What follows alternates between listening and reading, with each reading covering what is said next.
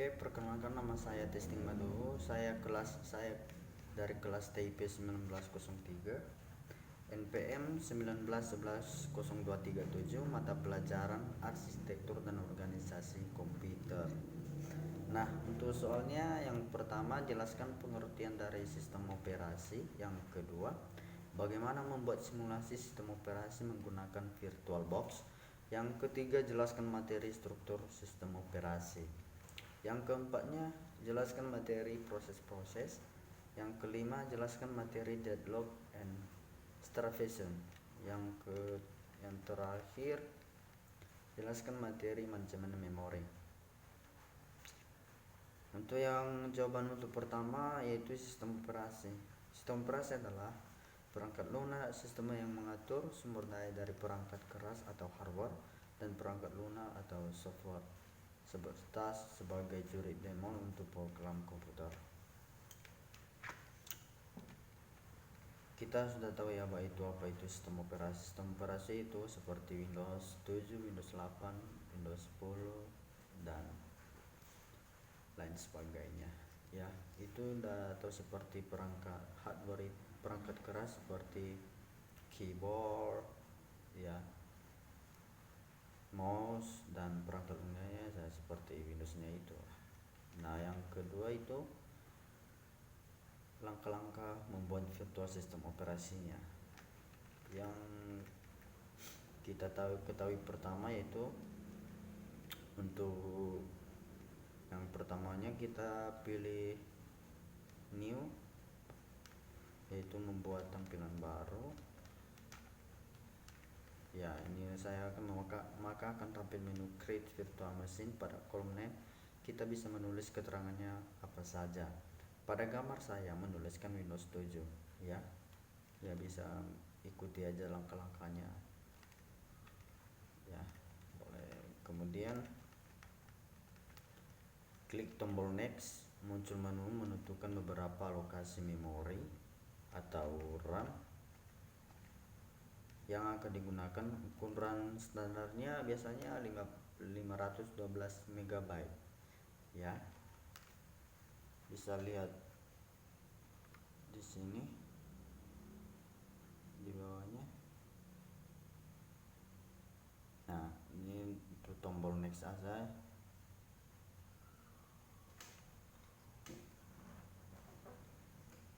Nah, ini dia. Akan tampil menu hard drive file type. Ada berbagai macam pilihan jenis virtual hard drive yang bisa dipilih. Nah, seperti gambar di bawah ini, yaitu create a virtual hard drive now. Nah, ini dia, ya, jalan langkahnya. Maka akan tampil programnya. Nah,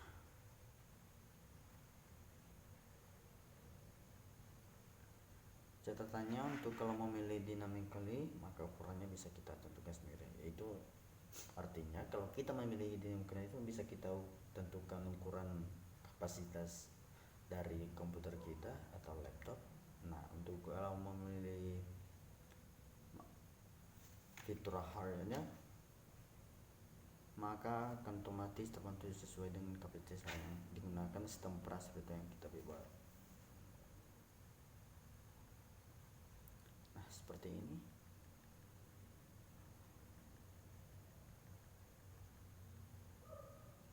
Setelah klik tombol create maka akan kembali ke menu awal di mana sudah disini.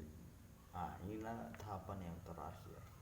Berarti sudah bisa dijalankan programnya.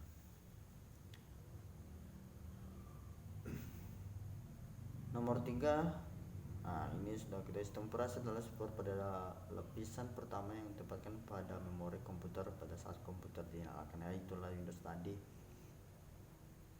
Sedangkan software lainnya dijalankan setelah sistem operasi berjalan, dan sistem operasi akan melakukan layanan init umum untuk software itu.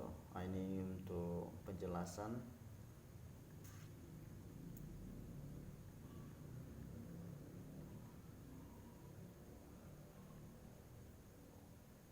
Apabila beberapa aplikasi berjalan secara bersamaan, maka sistem operasi mengatur schedule yang tepat sehingga sedapat mungkin semua proses yang berjalan mendapatkan waktu yang cukup untuk menggunakan prosesor atau CPU serta tidak mengganggu. Nah, ini dia, berikut ini adalah struktur sistem operasi, yaitu struktur sederhana, sistem berlapis, kernel mikro, modular, mesin maya, clean server model, sistem orientasi objek.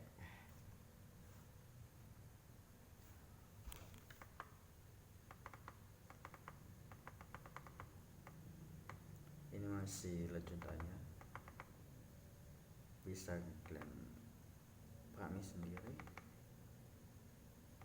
Nah, ini untuk penjelasan sistem berlapis. Sistem operasi dibentuk secara hierarki berdasar lapis-lapisan, di mana lapisan-lapisan memberi layanan lapisan lebih atas. Lapisan yang paling bawah adalah perangkat keras, ya, itu lapisan yang dari bawah itu perangkat keras, dan yang paling tinggi adalah user interface, sebuah lapisan yang berarti itu user interface itu bertanda muka lah ya, misalnya. Sebuah lapisan adalah implementasi dari objek abstrak yang merupakan enkapsulasi dari data dan operasi yang bisa memanipulasi data tersebut. Struktur berlapis maksudnya untuk mengurangi kompleksitas rancang dan sistem operasi. Nah, ini untuk penjelasan yang dari tadi, kernel mikro, modular, ya, ini dia, mesin maya,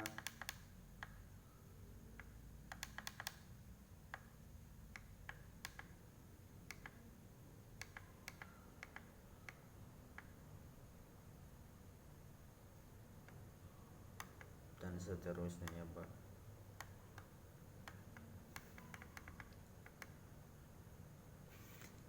Deadlock adalah suatu kondisi di mana dua proses atau lebih saling menunggu proses yang lain untuk melepaskan resource yang sedang dipakai. Karena beberapa proses itu saling menunggu, maka tidak kebuntuan yang dimaksud dalam sistem operasi adalah kebuntuan proses. Berarti deadlock dalam arti sebenarnya adalah kebuntuan. Biasa terjadi ketika banyak proses yang membagi sebuah resource yang hanya boleh dirubah oleh satu proses saja dalam satu waktu. Jadi deadlock ialah suatu kondisi di mana proses tidak berjalan lagi ataupun tidak ada komunikasi lagi antar proses. Salah satu contoh sebagai deadlock adalah proses A menggunakan CD-ROM, proses B menggunakan scanner, proses A meminta scanner tanpa melepas CD-ROM. Ya, itu saling istilahnya menunggu, saling berkaitan. Ya.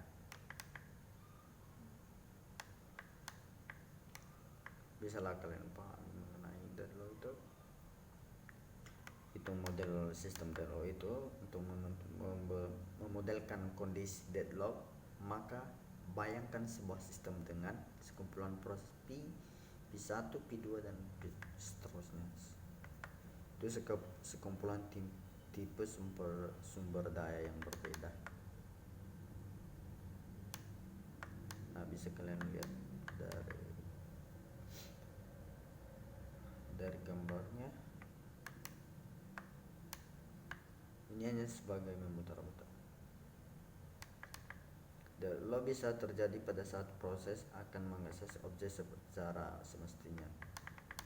Objek tersebut dinamakan sumber daya atau dua jenis, yaitu pretable sumber daya jika sumber daya tersebut dapat diambil atau dilepas dari proses yang sedang memakainya tanpa memberi efek apapun pada proses tersebut. Sumber daya ini tidak habis dipakai oleh proses manapun, tapi setelah proses terakhir sumber daya ini dikembalikan untuk dipakai oleh proses yang lain sebelumnya tidak kebagian sumber daya ini. Nah, ini contohnya bisa kalian baca. Nah, ini dalam contohnya.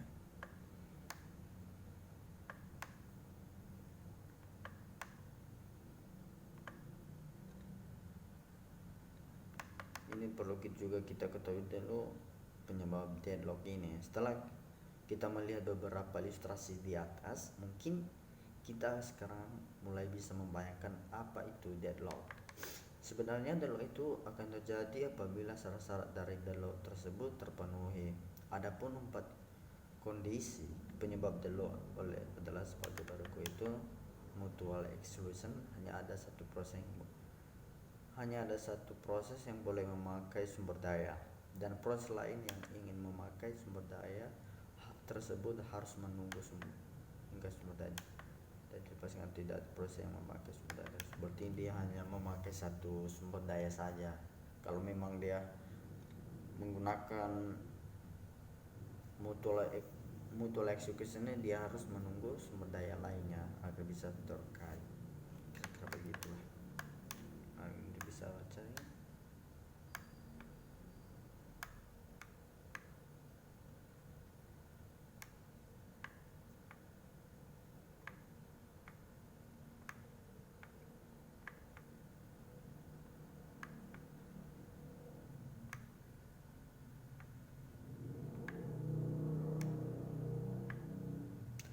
Untuk pencegahan deadlock, metode pencegahan dianggap sebagai solusi yang bersih dipandang dari sudut terjaganya deadlock.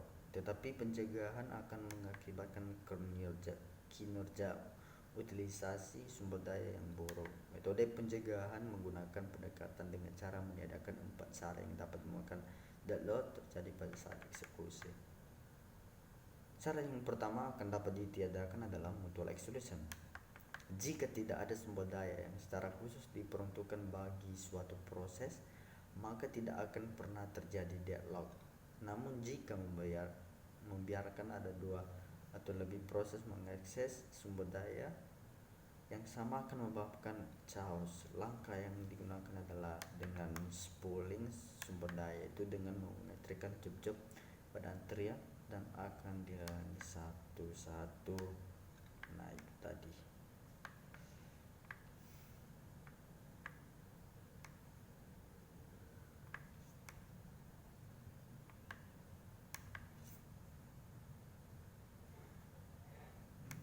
Untuk gambar penjelasan mengenai deadlock tadi ya.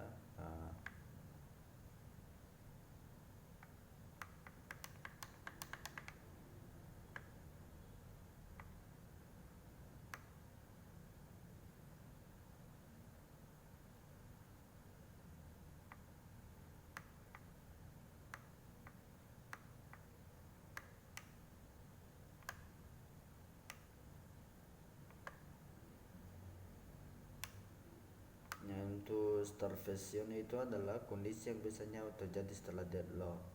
Berarti dia digunakan starvation setelah deadlock. Ya, setelah digunakan dulu baru dia.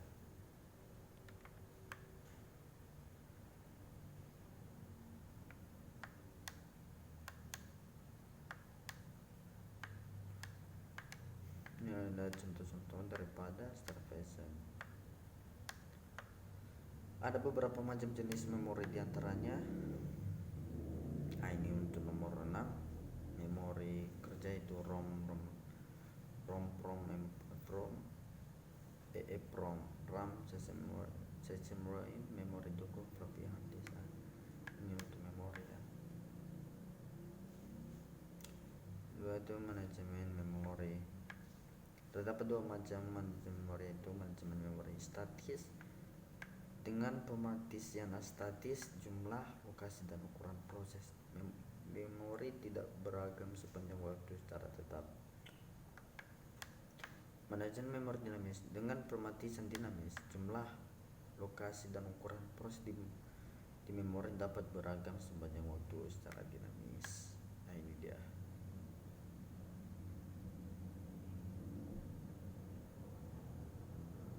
Manajemen memori berdasarkan lokasi memori. Terdapat 2 cara menempatkan informasi ke dalam memori kerja, yaitu alokasi memori berurutan. Pada alokasi memori berurutan, setiap proses menempati satu blok tunggal lokasi memori yang berurutan. Nah, ini untuk penempatan memori ya, memori yang apakah itu tempat penyimpanan berkas atau yang lainnya. Kalau memang dia berurutan, dia akan mengalokasikan memorinya ini untuk penyimpanan video, musik, dia ini untuk internal, eksternal. Nah, kalau dia alokasi tak berguna ya dia akan mencampur semua file-filenya. Nah, ini itu perlu kita ketahui juga ya, agar kita bisa mengetahui isi dari memori kita sendiri. Nah, itu fragmentasi. Menurut Frost terdapat dua macam fragmentasi. Fragmentasi internal, kelebihan memori pada penggalan memori ketika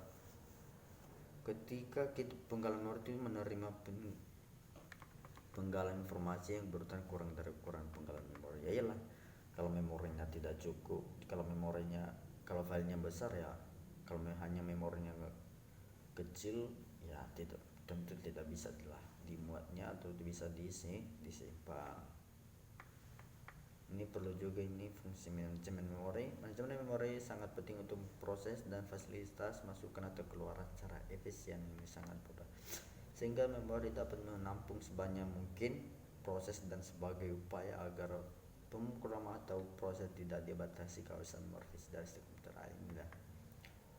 Ini untuk kapasitas memorinya. Usahakan kalau memilih memorinya ya yang 32 GB atau yang lebih dari situ, agar semua file yang masuk dalam memorinya dapat tercukupi, kira-kira begitu. Nah, ini untuk manajemen memorinya bisa kalian